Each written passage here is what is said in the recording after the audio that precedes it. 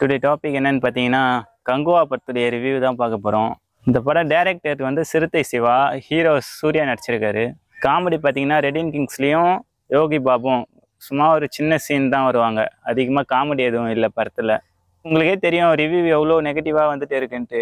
அது ஏன் அவ்வளோ நெகட்டிவ் வருதுன்னு தெரியல. இப்போ நம்ம ரிவ்யூவில் பார்ப்போம் நெகட்டிவாக இருக்கா இல்லை பாசிட்டிவாக இருக்கா அப்படின்ட்டு.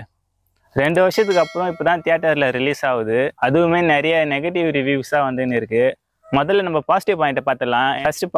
First point Suriya intro, title card, இது ரெண்டுமே பக்காவாக இருந்துச்சு. அவர் ஒரு வைப்பாக பயங்கர ஜாலியாக அந்த ப்ரெசண்ட்டில் இருக்கிற சூர்யா வந்து ஒரு நல்ல வைப்பாக தான் இருக்கார்.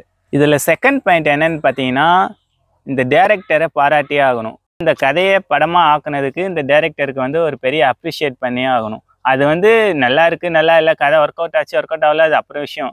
இந்த மாதிரி ஒரு கதையை படமாக எடுக்கிறதுக்கே ஒரு தைரியம் வேணும். அது வந்து சிறுத்தை சிவா கிட்ட தான் இருக்குது.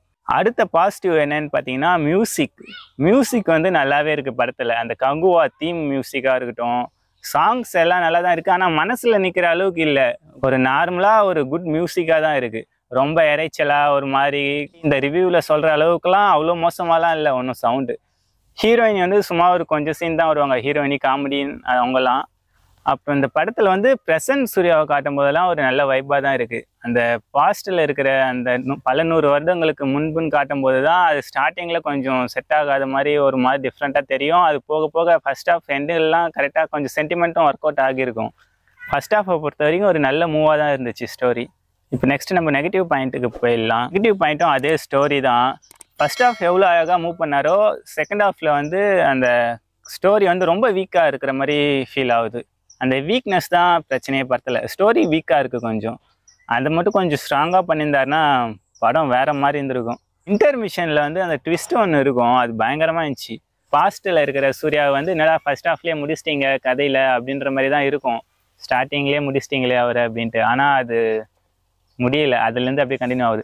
இது ஒரு ஃபேண்டசி படம், அதனாலே நம்ம லாஜிக்லாம் அதிகமாக எதிர்பார்க்கக்கூடாது. ஃபேண்டசி ஆக்ஷன் படம். இது கொஞ்சம் ஒரு நல்ல கற்பனை ஃபேண்டஸியாக சொல்கிறாங்கனாக்கா அதில் நிறைய லாஜிக் பார்க்கக்கூடாது. இருந்தாலும் கொஞ்சம் லாஜிக்காக இருக்கிற மாதிரி இருக்கணும். அதை தான் மிஸ் பண்ணிட்டாரு சிவா.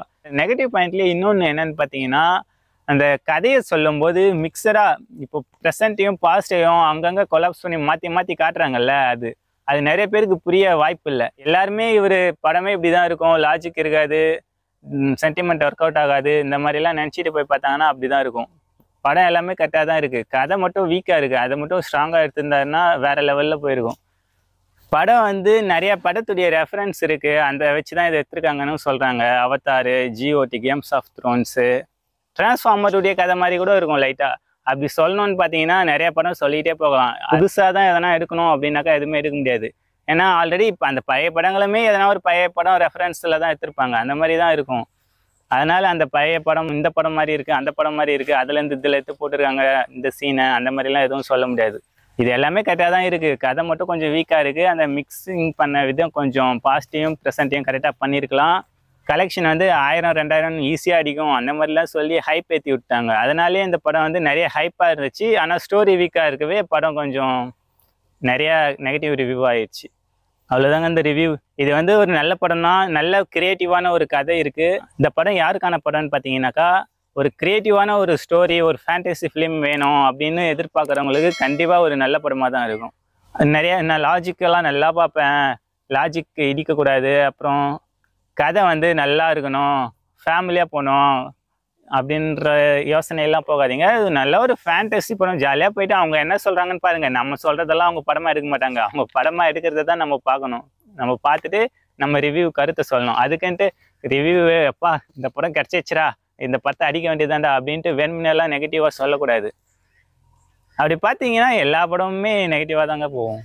இதை வந்து கதை கொஞ்சம் கொலாப்ஸ் ஆகிருக்கு, அவ்வளோதான். மற்றபடி படம்லாம் வேறு லெவலில் இருக்குது. இவன மாதிரி பைத்தியக்காரனுக்குலாம் எவன்டா பெயிண்டிங் கான்ட்ராக்ட் கொடுத்தது? டேய் சுந்தரேசா!